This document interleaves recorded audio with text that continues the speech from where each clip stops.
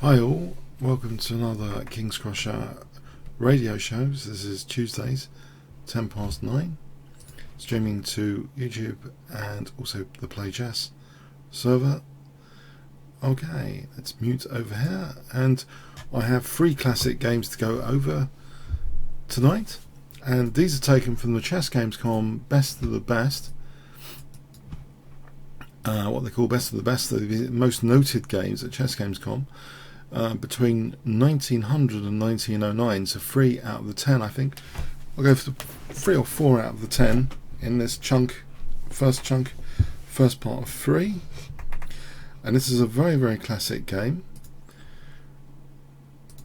Louis against Akiba Rubinstein.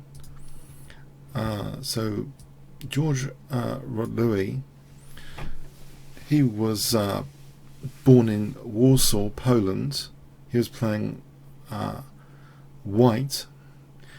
He stayed in the USA for a while in 1904.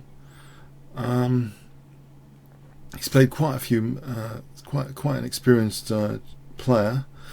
But Rubinstein is actually even more well known.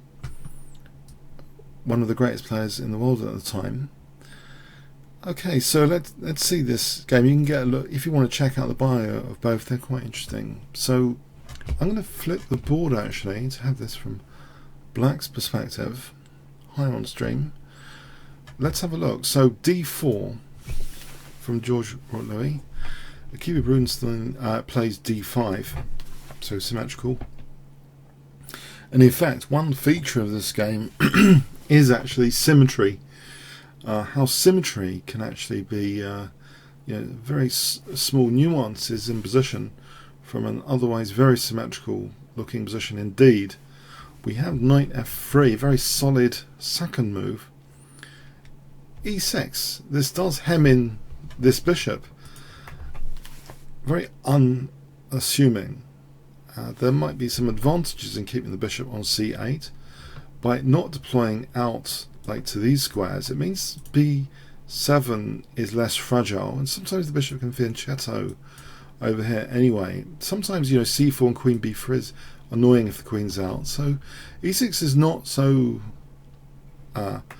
revolutionary. And white actually symmetrically plays e3, blocking in his c1 bishop, so they're both temporarily blocking in their own queen's bishops here.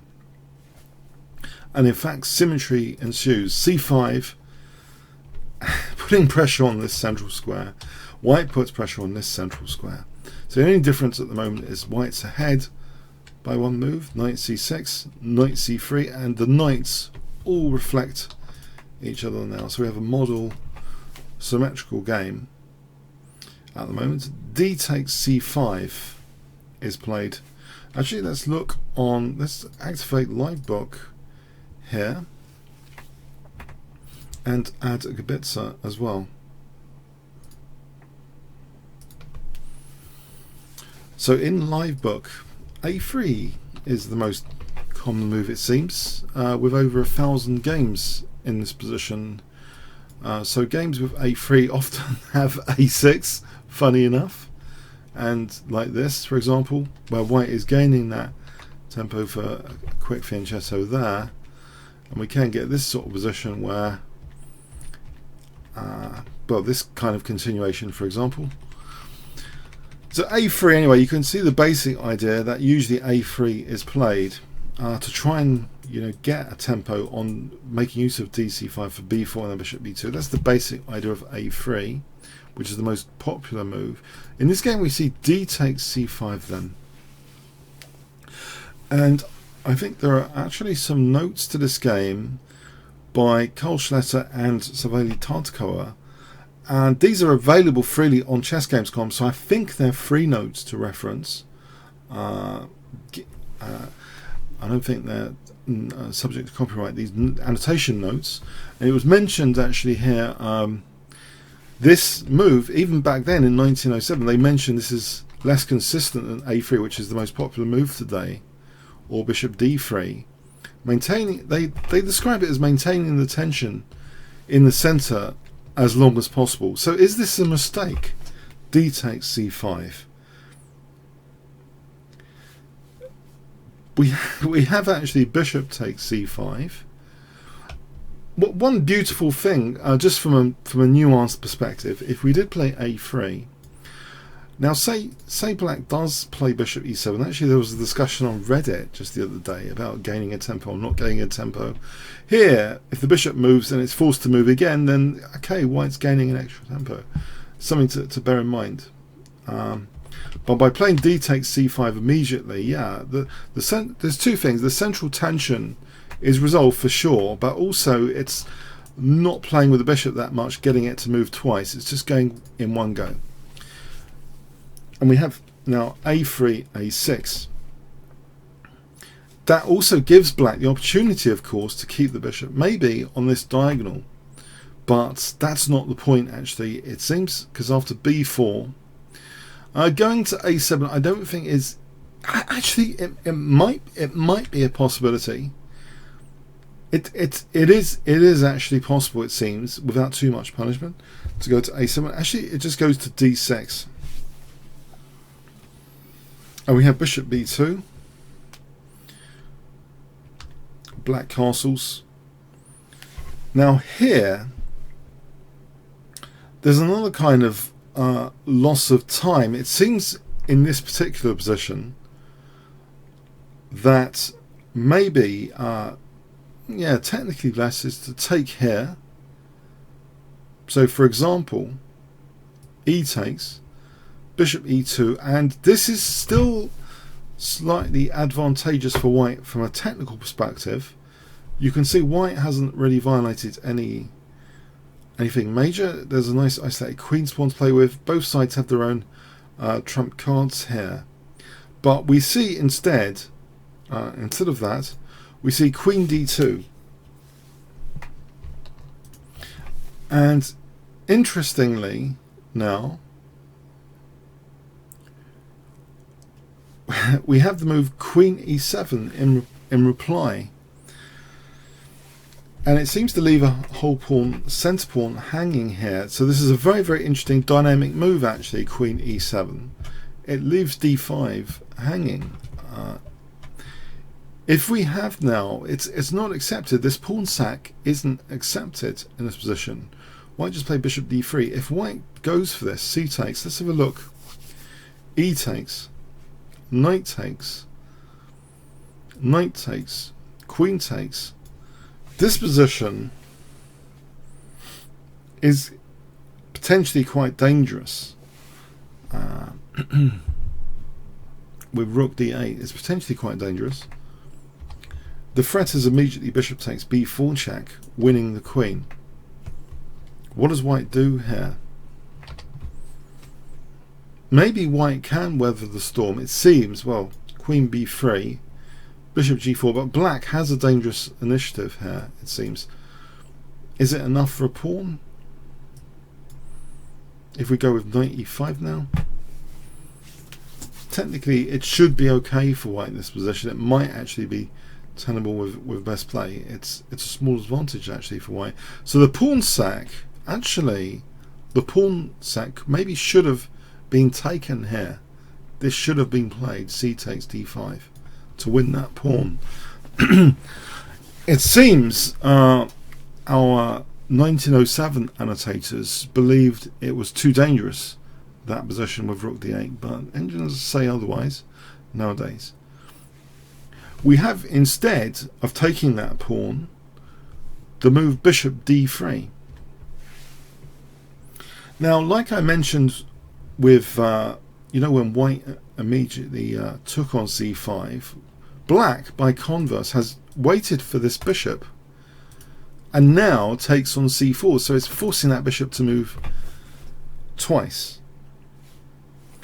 So we have here actually an interesting position where it's kind of nearly symmetrical now after b5, which accelerates the potential for bishop b7, mirroring here.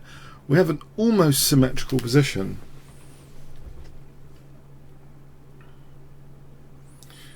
It's fascinating. I think it's one of the few major Immortal games which start off with such symmetry, although I think yeah, it's quite incredible.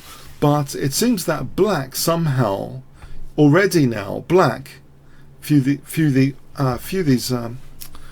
these nuanced moves, black in this position after d takes technically stands better. I believe the culprit here is queen d2. Black is better now after rook d8 technically. This is actually quite dangerous for white, this position. White should have accepted that kind of gambit pawn maybe. This is now dangerous because white tries to go back completely to symmetry with queen e2. So white's kind of wasted time in this game with that move, this move, when that was taken, this move going back. And it's black that seems to be a tempo up after bishop b7. Look at the symmetry here. Black is a tempo up. It's completely symmetrical pawn structure. Staggeringly symmetrical. But black has the initiative. The side with the initiative can be the side to create and probe for weaknesses earlier, and in fact we see this, the craving for creating weaknesses now, provoking weaknesses. Black can kick it off because actually these bishops, both these bishops are looking actually at white's kingside, and the same with white's bishops in theory, but it's black to move. David Bronstein always emphasised the side with the move has the advantage. They can be very resourceful. Here black plays a very dangerous move, knight e5. Very dangerous. First of all, it immediately threatens knight takes d3, because if queen takes, then there's the tactic bishop takes h2 check. That's the immediate threat, as well as doubling the pawns with either bishop takes f3 or knight takes f3. Just to show that, well, to parry this, knight takes d3. Well, just to put that on the board, if say a silly move, we can see, I just want to show this threat, bishop takes h2, that's one threat, but also white has to deal with this and this. Okay, so white took on e5, which is probably one of the best things to do here in the circumstances. We have bishop takes e5, and now one idea would seem bishop takes h2 and queen check to win this bishop as one example, but there's also other tactics in this position already which actually are even higher priority to address. Queen d6 is one, for example. Just simply queen d6, double attacking, putting a battery on h2 and d3. So it's already dangerous, this h2. When the defensive knight on f3 is removed, you can look to h2 quite logically as a pressure point, a soft spot pressure point. So here white is already feeling perhaps the pressure of these threats. And also, by the way, just for the record, there's another one, not which is more subtle. Let me just put this on the board as well. It is relating to h2. If here, not quite working there, pardon me.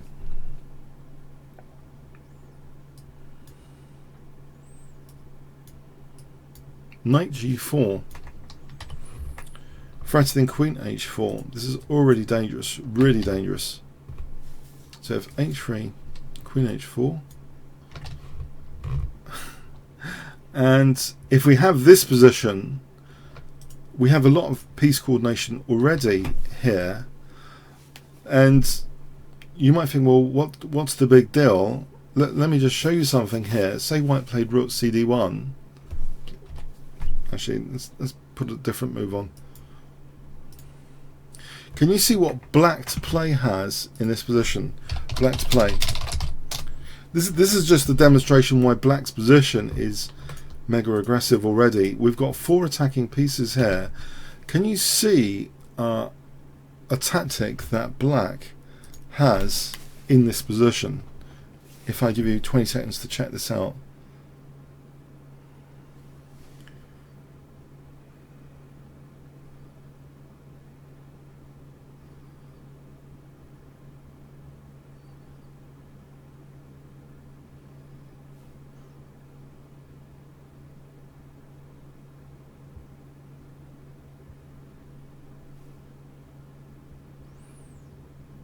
yeah, we get a glimpse of a pattern of coordination, aggressive coordination, which is reflected later on in this game multiple times as well. Black, 200 points. Can you guess? Okay, you might have guessed. Any other takers? Queen takes h3. Wow. So threatening mate, and if takes, both bishops come together with a checkmate here. They're covering all the exit squares. So this is actually, from a technical point of view, I just want to mention the old-fashioned notes would only, the old-fashioned annotators are seeing certain threats in the position, but they're not seeing, actually the highest priority threat is not to do with bishop takes h2, it's actually to do with rook takes d3, believe it or not, and queen d6. In fact, by the way, if just from a technical point of view, if we went with bishop takes h2, I think the advantage here is because it's opposite color bishops. This is why this is not such a major threat as compared to the other two. It's, yeah, okay, black's better, but it's not major. The major thing is rook takes d3. It's quite incredible, this piece of coordination going on here. But anyway, white is panicky about this position and reacts here with f4. He starts to create some weaknesses in his position with f4. Very committal. Pawns do not go backwards. So that's the thing about trying to provoke weaknesses which are more permanent in nature. And this is definitely more permanent. Although you might think it might have some sort of benefits for space advantage. The bishop drops back very flexibly here, ready to take this diagonal in the event of e4, which is a very, very nice diagonal. Okay, now white does actually play e4 here. There's a concern, if white doesn't play e4, black will play e5, maybe even e4 later or something like that.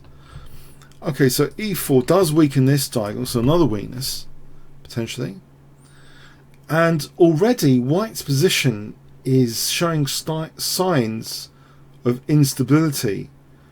Black played rook ac8, but already, believe it or not, with a move like knight h5, the queen's kind of trying to hold on to d3 here.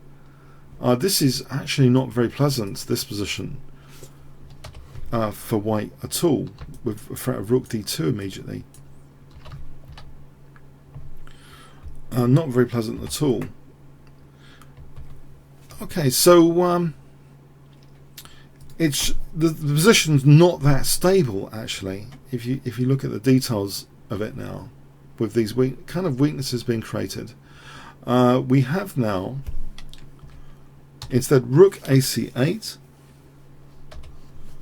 and again this knight h5 is actually a really important tactical feature, it seems, of this particular position, probing f4. So rook ac8 might technically be a little bit of an inaccuracy here. Knight h5 might actually be more critical. But anyway, rook ac8, we have white creating even more weaknesses. I think there's a quotation that weaknesses encourage more weaknesses. White is growing weaknesses here in this position with every move, and we see now it's reaching gigantic proportions actually after bishop b6 check, king h1. Finally, this idea, the same tactical idea, is used in a slightly different way. That white's kind of queen is kind of a little bit overworked here, trying to guard against this knight and protect this bishop. So black plays a move which is on that theme of this bishop on d3 here. Can you see what black plays in this position? So black to play, it is technically one of the very, very best moves in the position. So black to play here.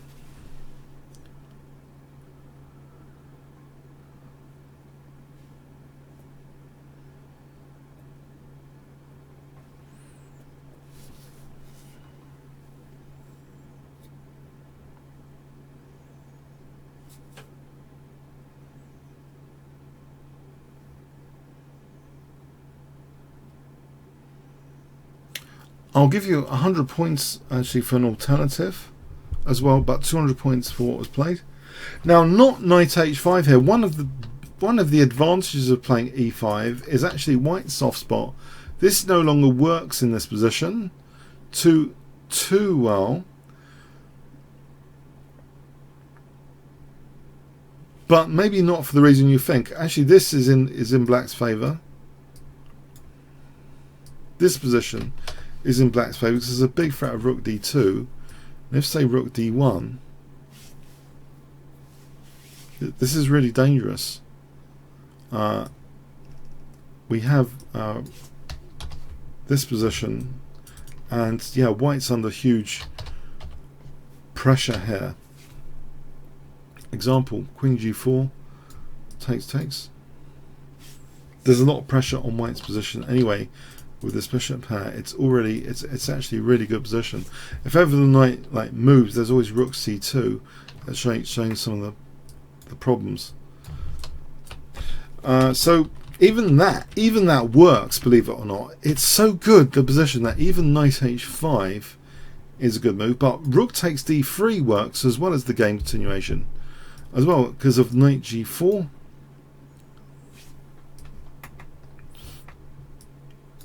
This position is really dangerous. You know, where white's king is actually getting sliced. Look at the two bishops. Here, white's just getting sliced. So even the position's so good that even rook takes d3 is good.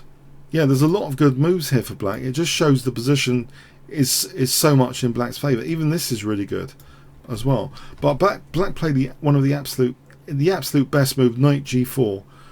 So using the overload feature of the queen here. Now the threat includes now queen h4. That's the most critical one for white to try and address. Queen h4, but a little bit more subtle is knight takes h2, because then if takes, then there's queen h4, and we have a checkmate pattern.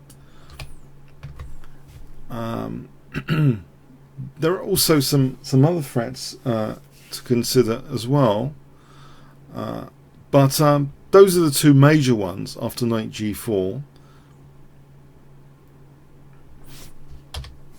White took this, so after rook takes d3, the threat is rook d2 now on the b2, which is the loose piece, and g2, so combining two threats here, the loose piece and white's kingside. So rook d2 needs to be addressed. That's the most critical. Of course, the knight's also attacked as well in this position. Sorry, this is if queen takes g4. So that's actually not particularly good to play queen takes g4. Instead, we see bishop e4. Now the old analysts at the time. Let's have a look at the other defences the old analyst considered, like Schnetter. He considered like h3 doesn't really help because of queen h4. Because if queen takes here, this is good, takes, and actually we have not just the c3 knight being attacked. What else do you think black is threatening here? What is black major threat here? I'll give you 20 seconds. It's not just the knight.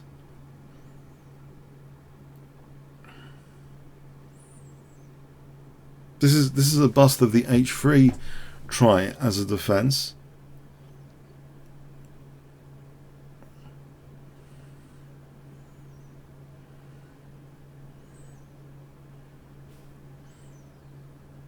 Can you see? This is one threat, but also rook h3 is threatened. That will be checkmate. So we get quite a lot of mating patterns in this game. That pin pawn power of that is illusionary.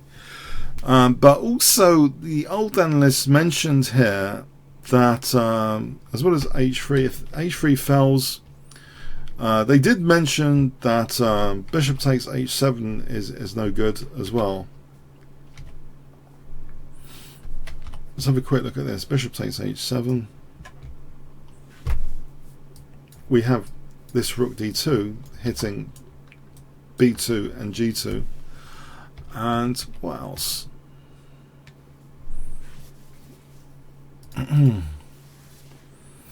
Okay. Anyway, let's go with the game continuation. Bishop e4 was played to try and parry the pressure. Now here, black has such a strong position. h2 is a very, very vulnerable soft spot, and a very, very good move to tap into that is played queen h4. It might also be that technically knight takes h2 is also very, very dangerous here. It cannot be taken because of that mate. That's also a very, very dangerous move. Knight takes h2 with queen h4 to follow. But this is also very, very strong what was played. Queen h4. So going in to threaten that mate in one. We have another move trying to defend that, g3, trying to defend that laterally.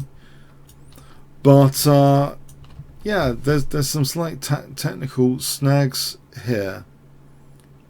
Before we look at g3, if we look at h3 instead, this position is very interesting. It looks as though white has blocked that pinned pawn and might be, it seems, okay here, but no. There's rook takes c3.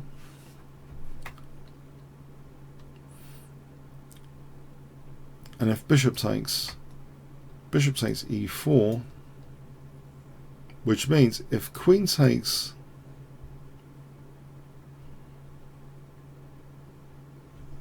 here, queen g3 is a forced mate. It's all that's needed here is this bishop and queen actually. So for example, if takes, then there's mate there, and that's checkmate. It's just so dangerous, this position. Yeah, so h3 is not sufficient there. And that was actually noted by the analysts at the time as well. They noted this, h3, how h3 fails in this position. Let's just check that again. So they noted, they call it brilliant line to play, rook takes c3. Yeah, as I mentioned, bishop takes c3.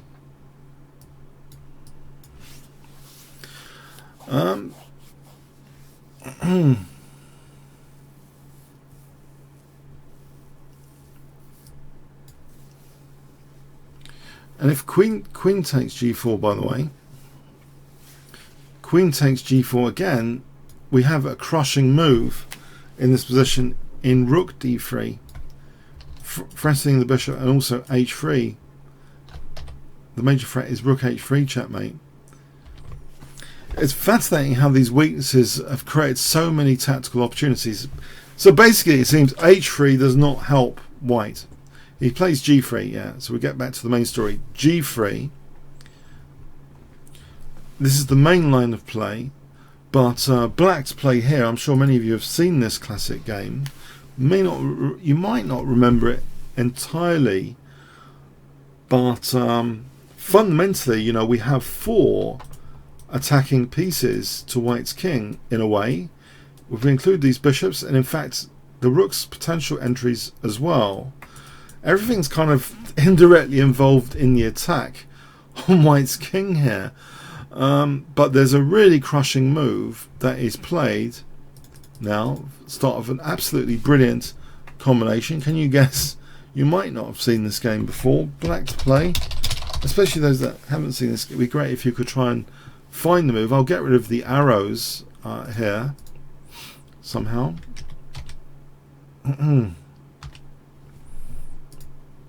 Or maybe not. Probably not. Okay.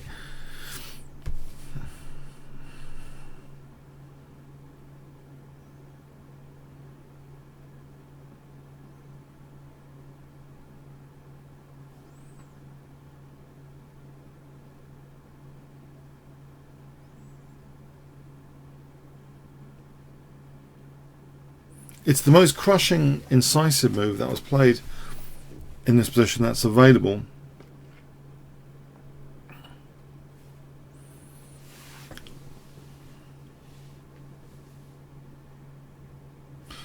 Alright, it was rook takes c3.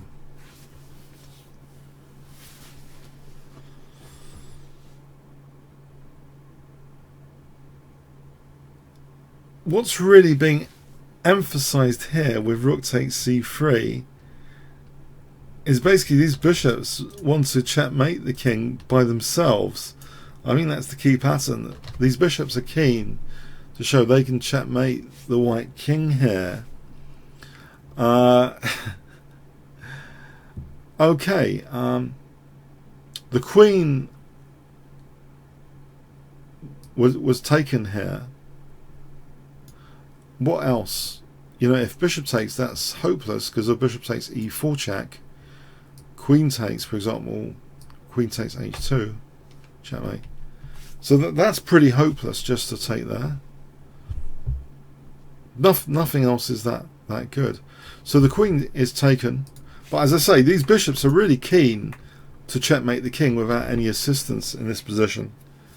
That's the key to this.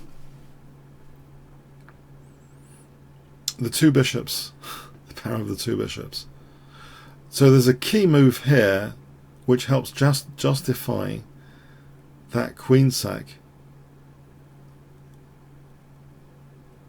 Actually, the two bishops in conjunction with some other pieces in the variations, to be fair.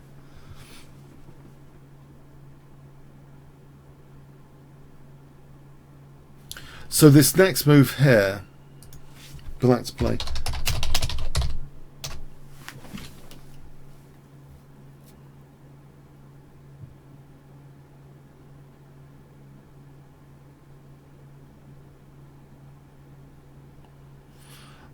How do we actually get the most from this position? It's amazing. Some of you might know this classic. It's kind of a drag and drop tactic to try and get the bishops checkmating the king. Okay, so well done if you've spotted this. Oh, before I mention it, some of you mentioned rook c2. Rook c2, no, queen takes c2, and actually white's winning here. Not rook c2.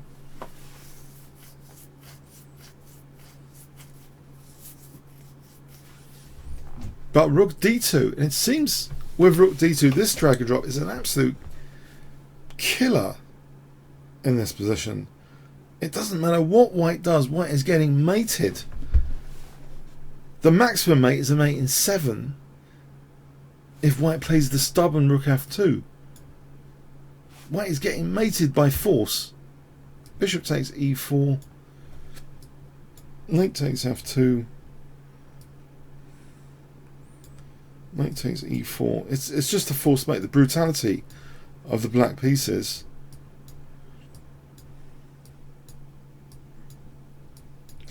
That's the most stubborn, by the way. Just technically the most stubborn.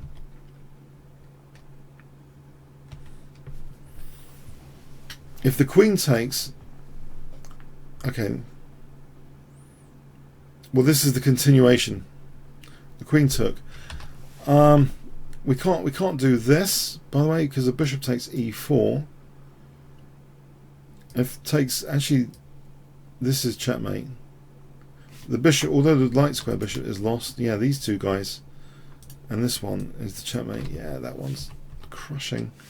So okay, so after this rook d2, yeah, queen takes d2. We have bishop takes e4 check. And it seems this resourceful defense, but black to play here seals the deal with the final move.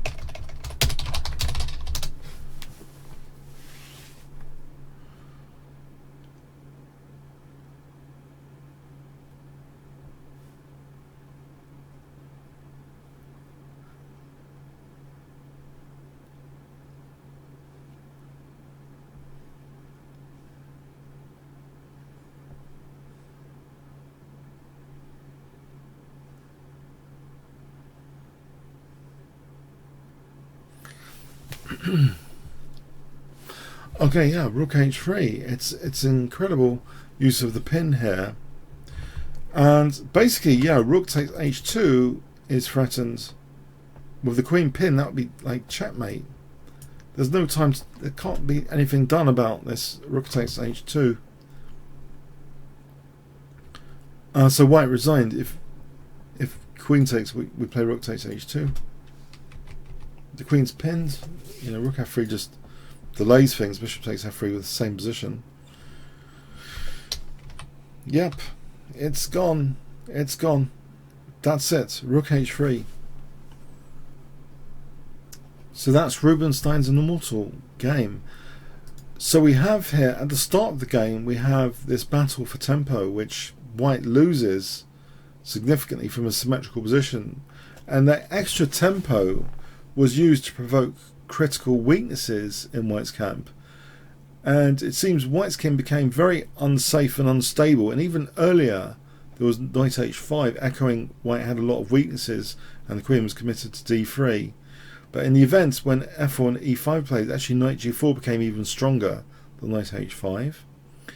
And yeah, black's pieces just really exploited these weaknesses extremely well through this amazing combination. So a very, very impressive game by Rubinstein. So that was Rubinstein's Immortal. Okay, a major game. There's also... I also did an extended video on this game. If you want some other analysis that I might have missed, there is an extended video on the kingscrusher channel as well to check out. Okay, let's go on to another game. So that's one of the classics of the 1900s. Now this next one, believe it or not, well, chessgames.com maybe has a slight bias because it's a US site to US players. Frank Marshall was a very famous US player, American champion for many years, and he was also a very fun style of play, attacking play. Frank Marshall was playing white against George Marco here. So he was known for a very aggressive style of play and also an ability to get out of trouble in positions. So he actually, so much so that Frank Marshall became known as the Great Swindler. Yeah, he recorded both finishes and disappointing results in elite tournaments. His best result came in Cambridge Springs 1904. This year of this game was 1904, by the way, so this was around his peak, you could argue. In the Cambridge Springs tournament, he finished 2 points ahead of Lasker and Janowski. On the other hand, he finished in midfield at Ostend 1905, a year later. So he had some mixture results. He won the US Championship by defeating Showalter in the 1909 match. That was 5 years after this game. He defended the title once against Edward Lasker in 1923, finally relinquishing it voluntarily in 1936 to allow the championship to be decided by tournament play. Okay, and you've got several named variations after him, but in this decade, yeah, there are several games at chessgames.com which feature, Frank Marshall games. Funny enough, and this is one of them. So his opponent, Marco, George Marco, is also quite the tournament player. Let's see. You can check out his bio maybe on time, but he's definitely he's in this tournament. Let's see, E4 from Frank Marshall. Let's flip the board. E5. We have knight f3, knight c6. D4. So kind of Scotch game if white took with knight takes d4, but he plays it as a sort of gambit to start off with. Bishop c4. This discourages d5 and reserves the possibility of making it a kind of gambit with c3 here, which he does actually. He plays it as a sort of gambit. Black declines the gambit. In fact, taking it gives white an advantage here. It's not good to take this here. We have bishop takes f7 if that's taken. with queen d5 check. That's not good for black. So better is what was played actually. d3, declining that pawn. To castling d6, we have queen takes d3, knight f6, b4, a4, threatening now to trap the bishop with a5. Some space is made on a7 for the bishop. Rook e1. We have knight g4 hitting f2. That's protected resourcefully with rook a2. Knight g e5. Black already out of the opening is doing magnificently well here, funny enough, in this position. Getting that light square bishop is a good thing. In fact,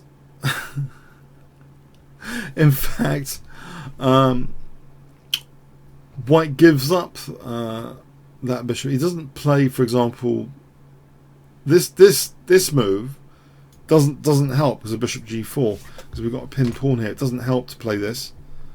That's just horrible. If that goes back there, then it's made things even better for black. Black's doing really well, skewering the queen and rook.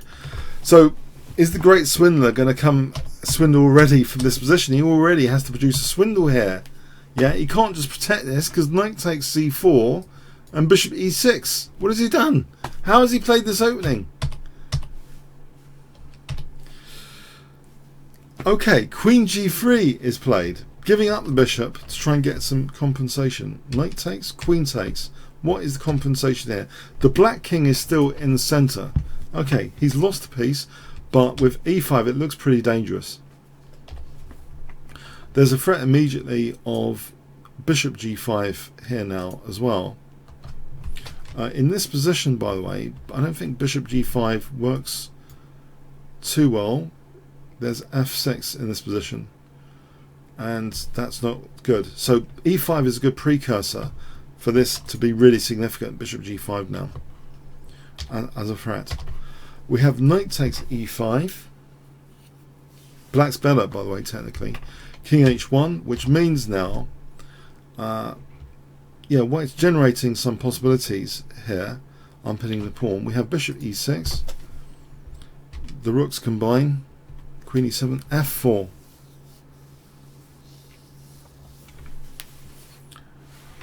Knight d3, f5.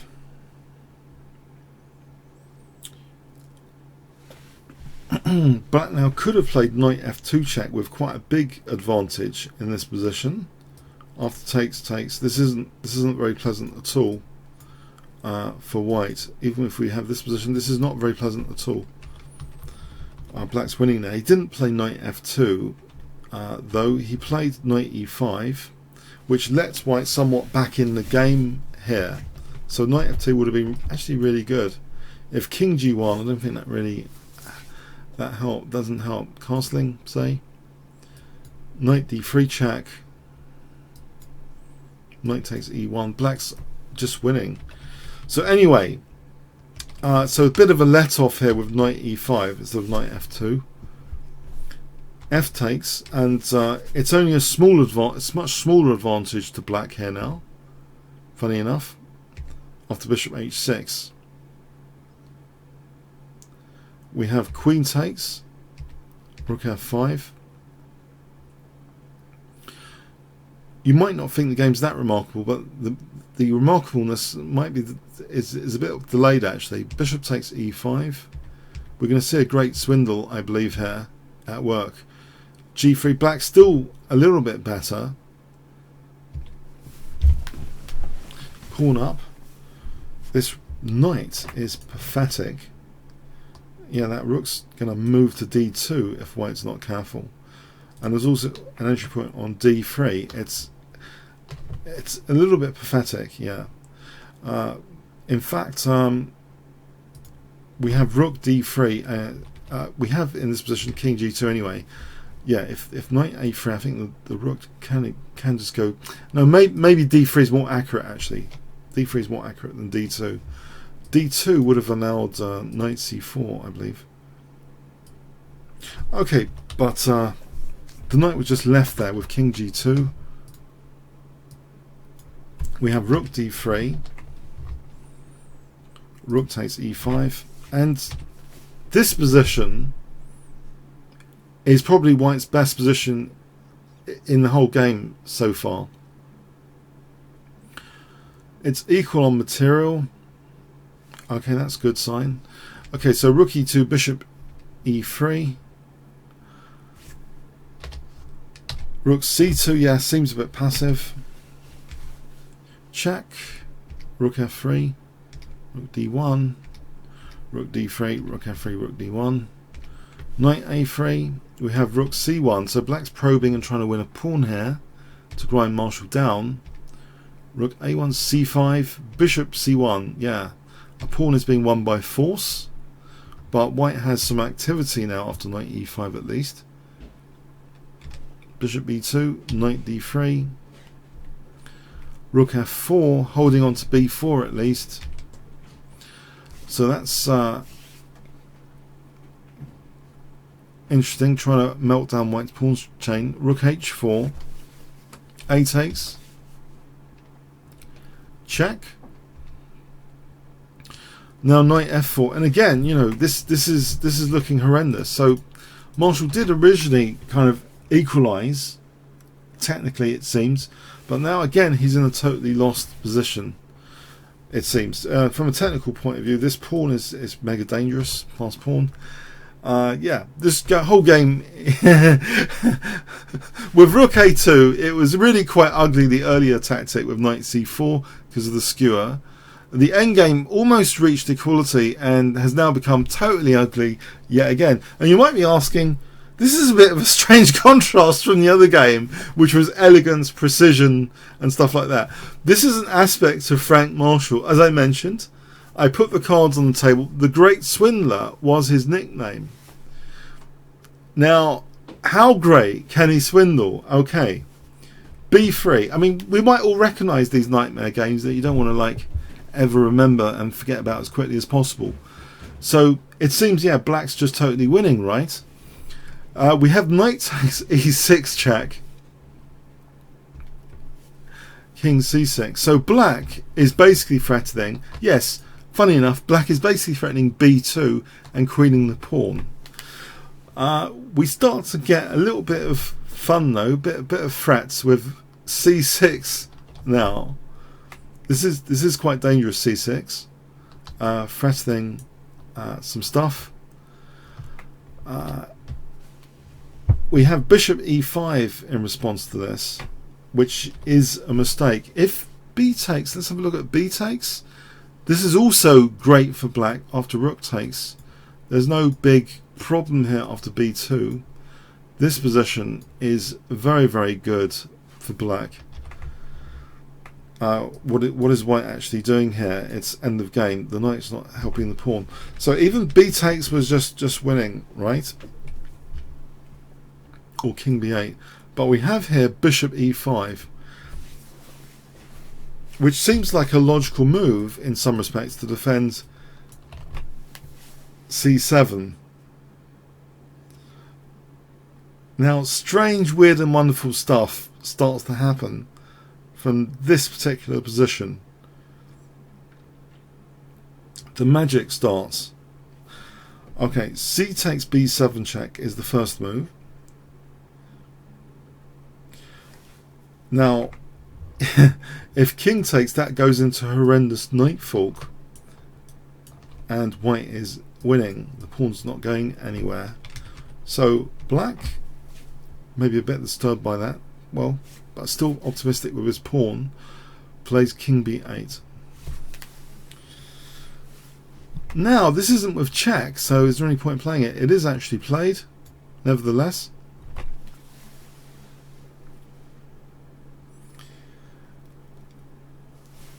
Okay, what's the point actually? Because one thing you might notice, this pawn's really dangerous. It's only 2 squares from queening.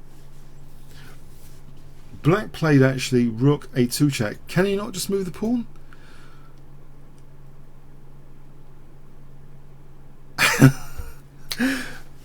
Can he not just move the pawn?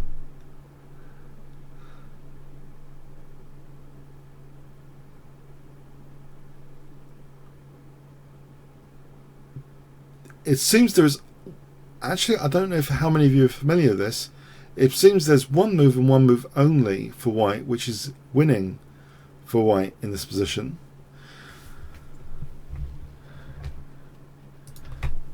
I don't know if you're aware of this. This is pretty obscure compared to the first game, so I doubt it. You know this, to be honest. White play. Can white actually win this position?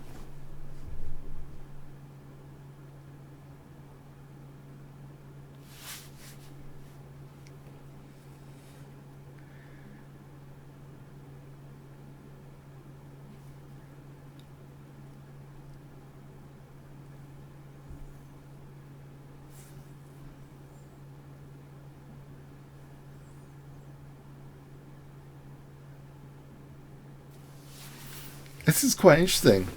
This is like a bit of trivia, historical trivia. This particular position is in a side variation of a very, very famous game, but this is a little bit of historical trivia to me, because it seems there are various ways white can try and generate something, but from the engine perspective, there's only one rook move which keeps in the game here, believe it or not. White would dearly like to throw a check in, but he can't, right? Because of the bishop, yeah? The funny thing is, if we try rook f7, this doesn't work because bishop d6, and not only stopping the rook, hitting the knight. So if we try to move the rook for a check, we just kill the knight, and then any check is just harmless. So in other words, rook f7, bishop d6, end of game. Yeah, rook d7.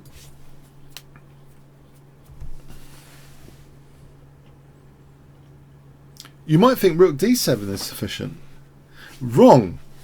Wrong. Remember, this pawn's only one step away from queening.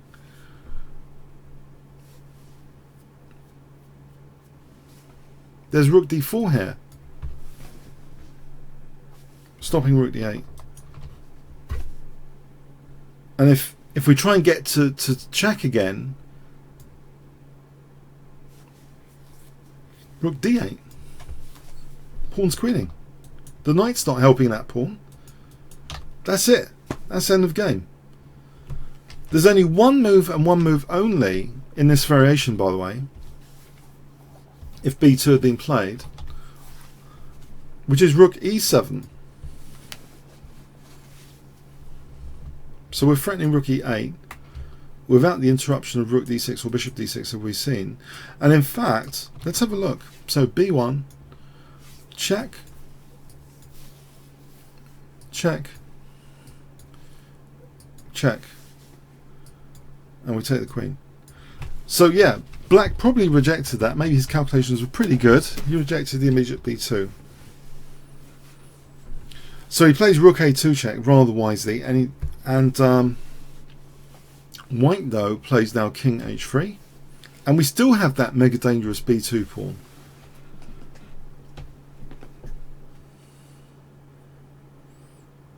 Now in this position with the rook here, there isn't that rook d4 resource, by the way. So here, to get to the back row, there's now two moves that are possible. Rook f7 is still ruled out, by the way, by bishop d6 because it hits the knight and protects f8. So rule this one out, but we are left now with rook d7 and rook e7 in this position. We have rook e7 being played. They're about the same, anyway, worth here. So we've got this idea of the check, and the check, and the check. Black plays king a7. Preempting rook e8 check. White goes for that anyway. Even without check, it's still nifty. Well, we're threatening b8 checkmate, actually. That's the main thing. Now b8 can, it seems, be covered by the bishop with c6. That was what was played.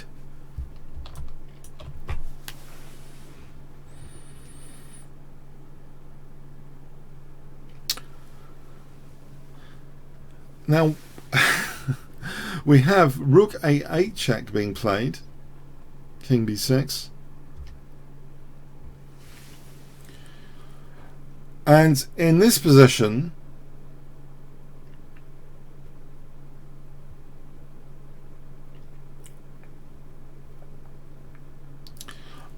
white played quite a nifty idea, to say the least, here. Now, actually, technically, there's a few moves to stay in the game. There are 3 moves of equal worth, actually, in this position. I think that they're all the same tactical idea, actually. They're all the same tactical idea. So, it seems this pawn is queening, but rook takes a2 was played here.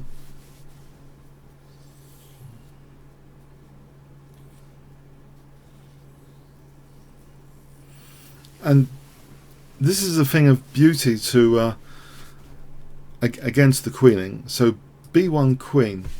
Is this totally hopeless for white, this position, would you say? Or not?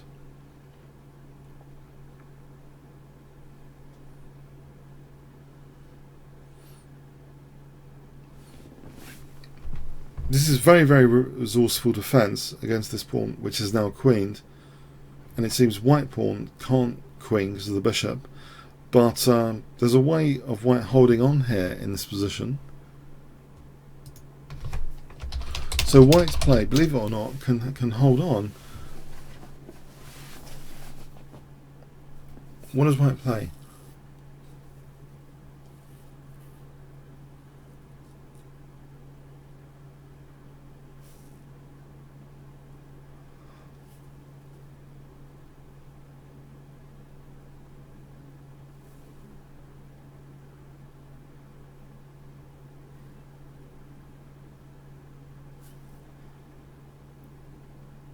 Alright, white actually would like maybe to try and put the queen on b2 for knight a4 check with rook b2, but in this position this doesn't quite work, because if queen takes b2, if knight a4 check here, king takes b7, and black's just winning there. But by changing the move order slightly, get the bishop away from b8, the check, get the bishop on b8. Now this works much better. Rook b2 check, forking here. Queen takes b2. Yeah, we have the magic of knight a4 check, and white's in the game. He's actually a pawn up.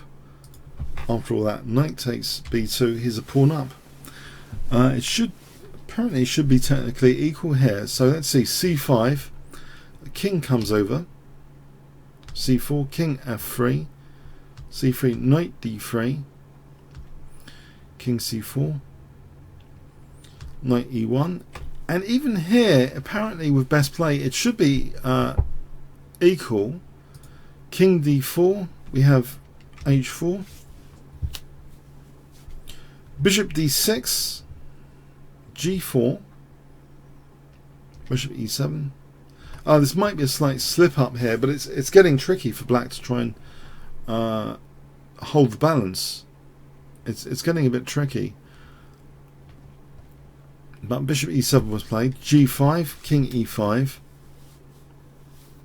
king g4, bishop f8, knight c2.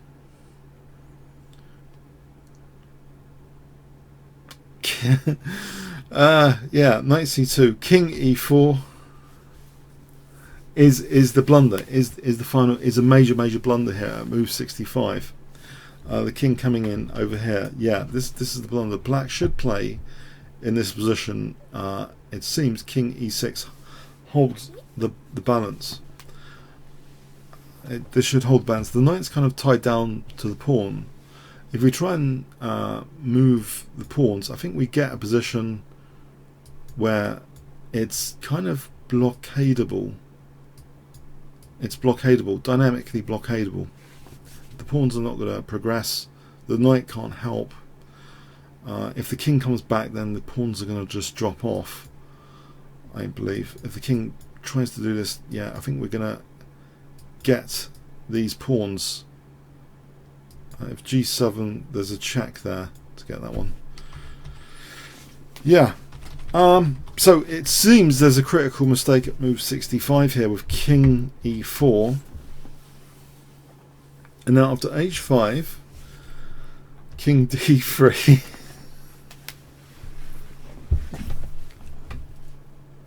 It becomes a bit problematic again. This position, there's one move and one move only, which gives white an advantage here at move 67. So white's plan win here.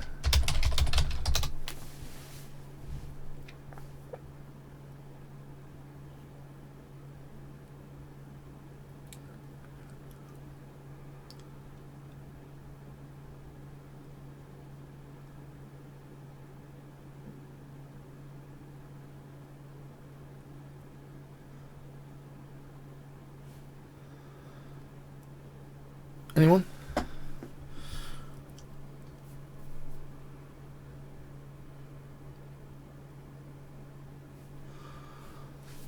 There's only one move for white in this position to gain an advantage. This is the weird thing about this game. You might think other moves have the same objective, but subtly they don't seem to. There's only one move which gets an advantage. Seriously, you might think other moves are the same objective, like that, getting the rook to the back row, but what is it they say about intelligent people? They can tell the difference between shit and chocolate mousse. You get more and more nuanced the more intelligent you become, basically. Why is it that knight a1 is the only move to get an advantage? Why isn't, say, anything else? Well, knight a3, actually, we can rule that out. Bishop takes a3. Knight a1 gains a key tempo. h6... h6, black's winning. Here, bang, c2, and it's going to be a check. Black's winning. It's check. It's weird, but yeah, knight a1. Knight a1 in this position.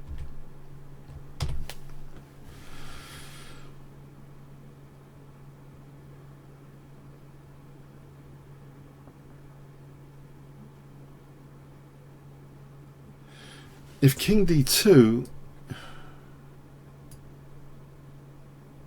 h6, king c1, the king's having to waste a lot of time chasing this knight, and white's winning. Yeah, if the bishop has to get involved here, h7, here king e6. And yeah, white's winning. It seems as though, yeah, knight a1 is the only move.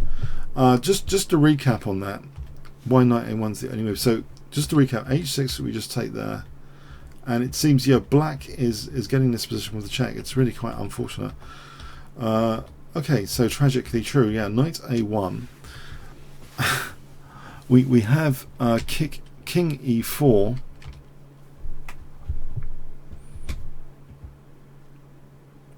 h6, king e5. Now here, if h7, I think that's also quite good, but no, this is much better. King h5, try and herd the pawns, get the king in here before h7. King f5 stops king g6 for the herding effect, but now gaining a key tempo with knight c2.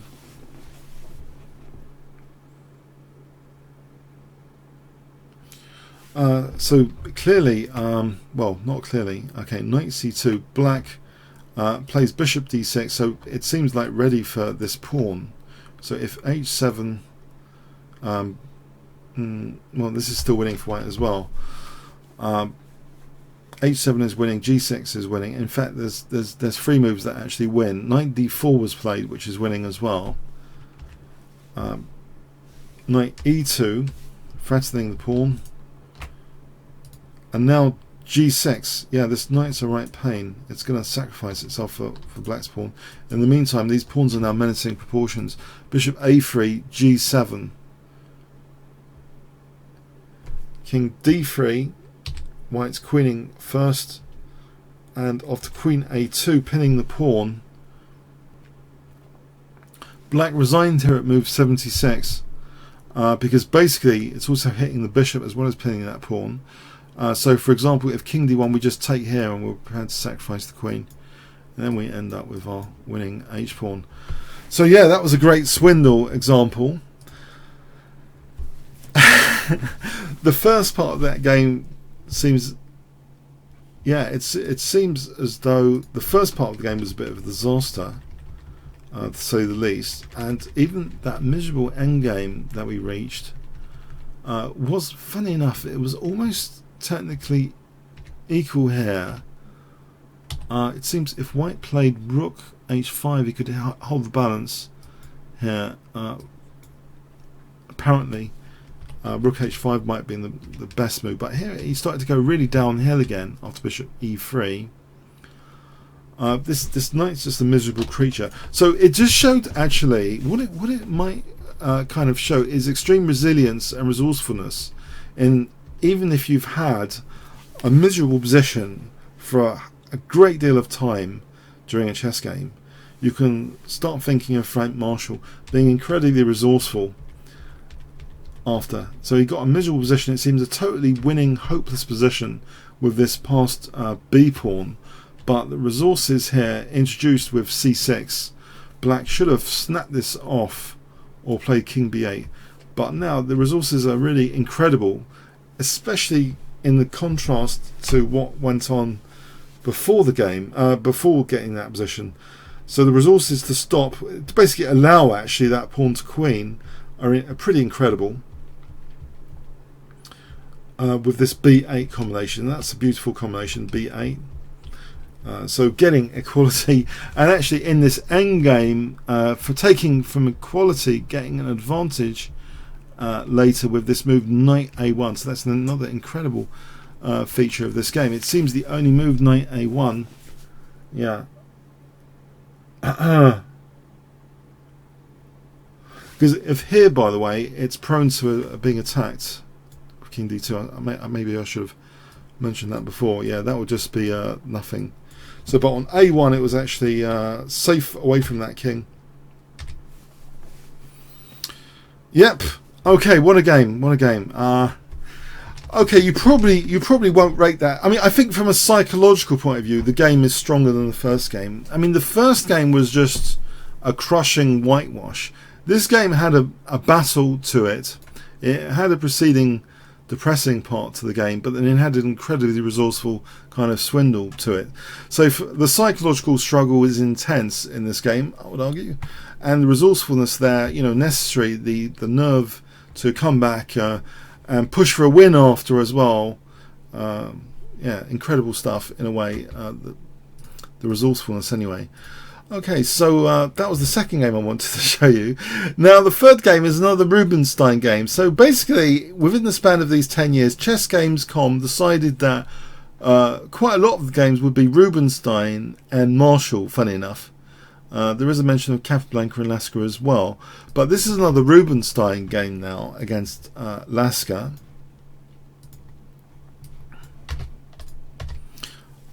Okay, so this is the third game I want to show you. So this was in St. Petersburg 1909, d4 from Rubinstein. And we've got some notes by Lasker as well here. So Lasker was playing black. So c4, e6, bishop g5, c5, c takes, e takes. By the way, there's a photo of the players back in 1909, and I'll give you the link if you want to check out the photo, at least to the YouTube stream. I'll give you the link if you want to check out the photo. Yeah, apparently they had cameras back then to take black and white photos. So knight c3. C takes D, knight takes D4, knight C6. He thought actually that bishop E7 in Lasker's notes is actually, it seems to be the main move in live book. 14 games compared to knight C6, which is quite rare, it seems. E3 doesn't seem like a major refutation. But anyway, bishop E7, bishop B5. So that's the weakness. It can be pinned. He's set up a piece that can be pinned. Bishop takes, and now actually knight takes D5, and he gets a bit tactical. Bishop takes, and queen G5. He gets actually, you know, what on earth is going on here? You might think. One point to note is knight C7 check isn't that attractive. King D8. If we try and win the rook, queen takes B5. Black is killing it here after rook E8 check. That's cutting the king. It's a disaster for white, this position. This is better for black. If takes here, doesn't really, it gives black an advantage here. If takes here, rook E8 check is crushing, because now we're on G2 as well. So if king here, that's mate. So white's got to be treading carefully in this position, not to try and win that rook. He treads carefully with bishop takes C6, and the knight E3, carefully coming back and defending G2 as well. So if black plays this, then we can just pin that bishop with rook G1. That's okay. This position for white, it's going to be okay. So there's no point taking that. Although it might technically be actually the best move to take that, to be honest. Yeah, taking it is probably technically the best move with this queen A5 check idea. But he played Lasker castled queenside, which he calls a careless move. He said there's no reason for black to desist for his intention of capturing the G pawn because white has omitted queen E2 check. As a matter of fact, actually, he just points out the variation I've just shown you. He points out this variation I've just shown you. He thinks actually black would be comfortable in this variation. Check. Let's have a quick look. From an engine point of view, actually white has a slight advantage, but he thought black would be comfortable here. And actually, I have looked at a lot of Lasker games and technically analysed them, and his accuracy is very, very high. Lasker's accuracy in many games is very, very high when you go to analyse them. So he's got a point here. Black is pretty comfortable. The rook, by the way, would be imprisoned. If white tried to take here, I think the rook's just imprisoned, and that's the end of that. So maybe he's got a point. He should have taken on G2 and knew it. Okay, castled queenside, careless move. We have white castling, protecting that G pawn as well. Rook H, E1, threatening now. Rook takes E3 for the mate. But now with rook C1, pinning that bishop. And the point is that if rook takes E3 now, then white plays rook takes C6, extinguishing the mate threat first. And then we can, yeah, well, this is the game continuation, because you might think, okay, this is the game continuation. In fact, black still played rook takes E3 here.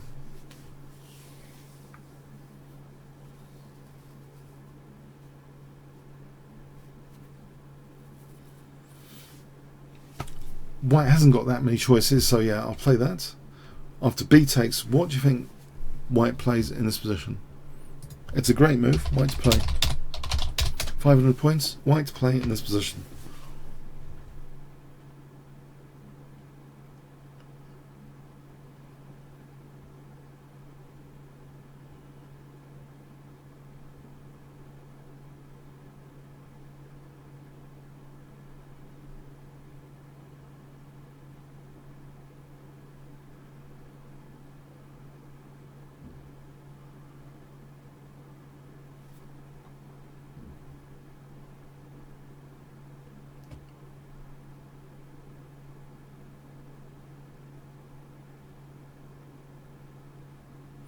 Yeah, if you play this, actually, it's no good really for any advantage.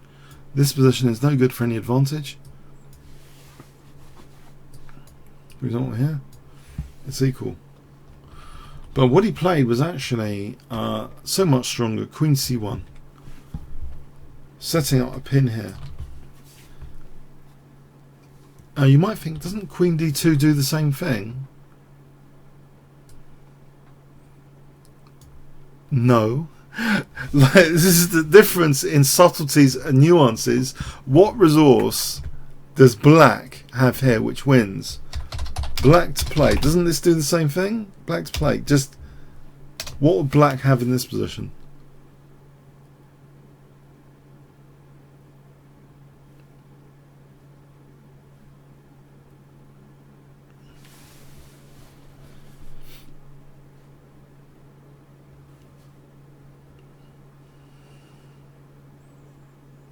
Sometimes we want to pin, sure. We want to pin in luxury with a Rolls Royce, not just a Mini or something. Pin in luxury, otherwise horrible things happen. Rook e5. It's an unprotected piece on d2. It isn't unprotected on c1. Rook e5 hits the queen, protects, end of game.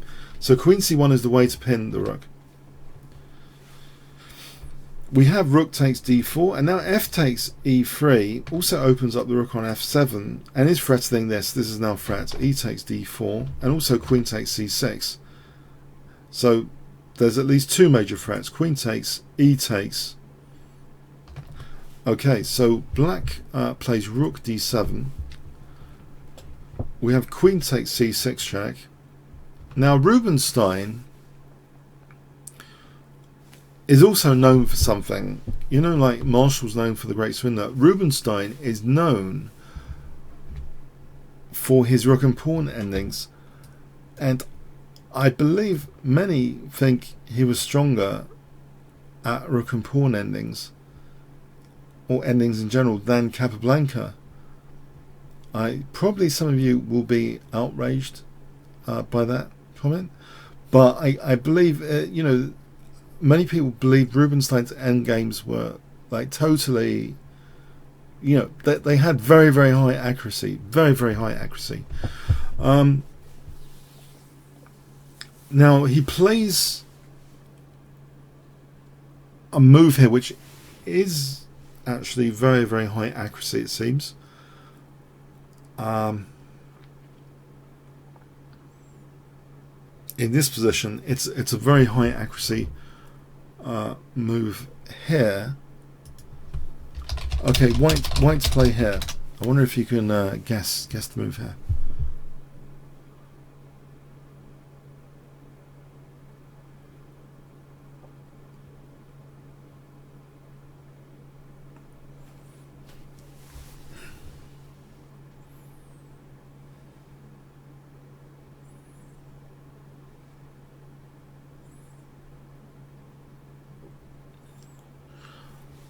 Okay, what is going on? What is black threatening?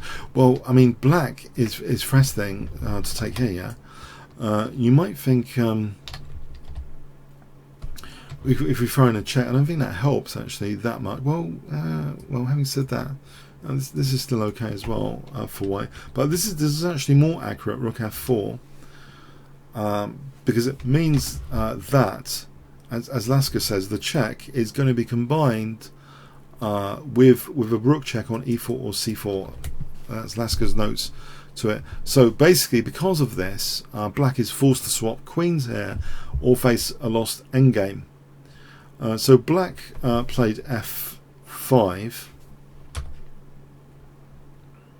If he plays, by the way, rook d1 check, we have king f2. And if he plays rook d2 check here, we have king e1. The queen is protecting g2, and if we have this, then it's a mate in 4 check. It's a mate in 4. We can't have this position after rook e4. That's mating there. Okay, so basically in this position f5 is played, which at least stops the rook e4 check ideas. We have now queen c5 with the threat of queen f8 check and rook c4 check. This is a threat of mate in 4, queen c5. It's not a bad move at all. Queen c5. There might also be queen c3, funny enough, maybe more subtle, but queen c5 definitely has got a great point to it, threatening a mate in 4. We have now queen e7, so we have this exchange of queens that he was talking about. Any other move here, if king e8, then this is good for white. Queen e5 check, and then, for example, like this, queen b5 check. This position is good with h4, especially good with h4, that dropping. Okay, so we have this exchange of queens coming up here. Sorry, queen c5, queen e7. It was also mentioned, by the way, that if rook d1 here by Lasker, it was mentioned this check here, white would win the rook with queen a5 check, wins that rook, so that's no good. So yeah, he plays actually this queen e7, so we have this rook and pawn end game. Queen takes, king takes, rook takes f5. Black gets one pawn back. Okay, so we have now great technique. First of all, we have rook a5, so it ties down the black rook here. After rook b7, that rook's tied down. Our pass pawn is here. We have now a move which also tries to tie down the king, restrict the king. Sometimes we say rook on the 7th, here rook on the 6th. So restricting the king. Now we have the pawn being pushed. White does actually have a nice advantage here to nurture. h4 is played in this position. g4, so the pawns are starting to be advanced. King comes up. h5. Now this looks like a major concession on the light squares to play h6. If black just waits around here, this is at move 33. If he plays king f7,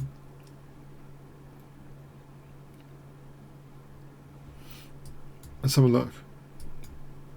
I think this is going to be. This gets to a critical position soon, where white is. Yeah, I think the pressure is going to be put here, around about here anyway, on king f7. So yeah, this gets to be like black has no counterplay, completely lost here. This around here, this would be completely lost. Okay, so just in case you're wondering, is h6 necessary? It seems completely lost actually in this position anyway. So h6, king f5. It looks as though it's just given an entrance on the light squares, but no, it's parried for a moment at least. But now e5, we have rook b7, rook d6, king e7, rook a6. Yeah, black is reduced to nothing, doing nothing. King f7.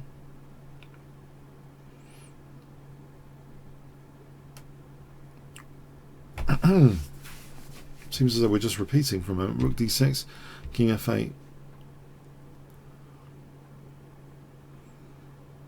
rook c6, king f7. And we have now a3 being played, and Lasker resigned here at move 40. I think he's just hit the time control, and I think he's reduced to helplessness, and he just resigned here. So let's have a look at this final position. My a3 would cause a resign, not say a4. If king e7, this is at move 40, king e7, king g6 can be used, going into that light square entrance. If king f8, we have check. This position we can just take here. Actually, this is winning. So yeah, it seems this a3, and you might think, well, why did it not happen earlier with this routine? So I'm just showing you this routine. a3, king e7 is king g6. On king f8, check.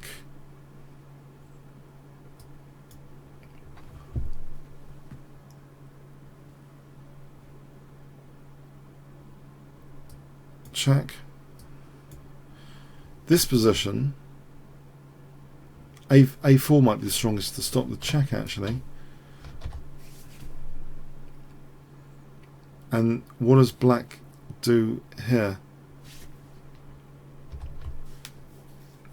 If he plays, say, rook b4, rook g8,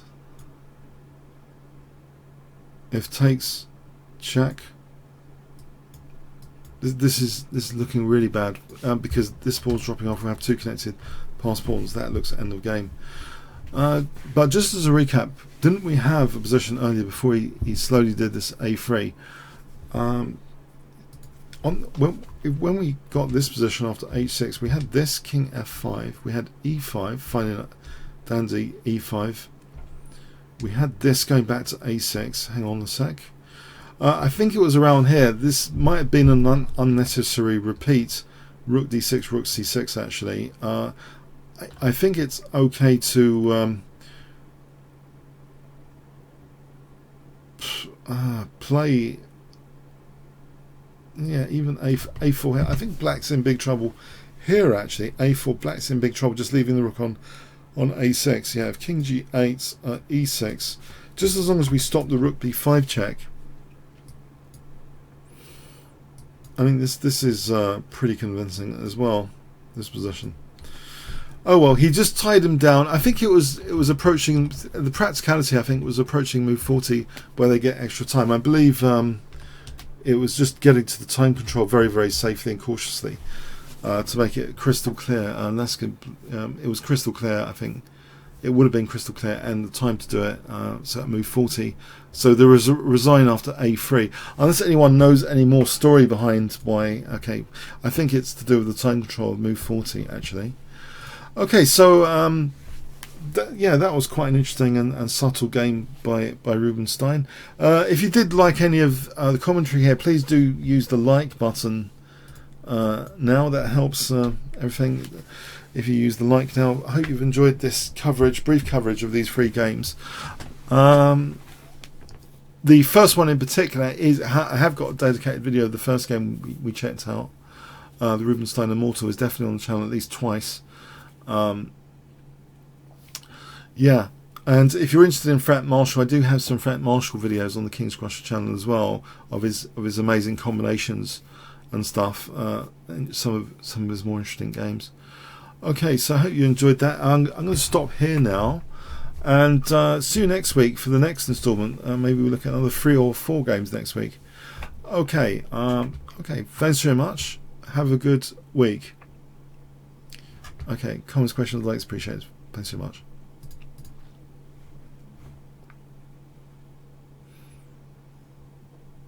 And get those likes up. Likes are really welcome. I'll give you 20 seconds to do the likes.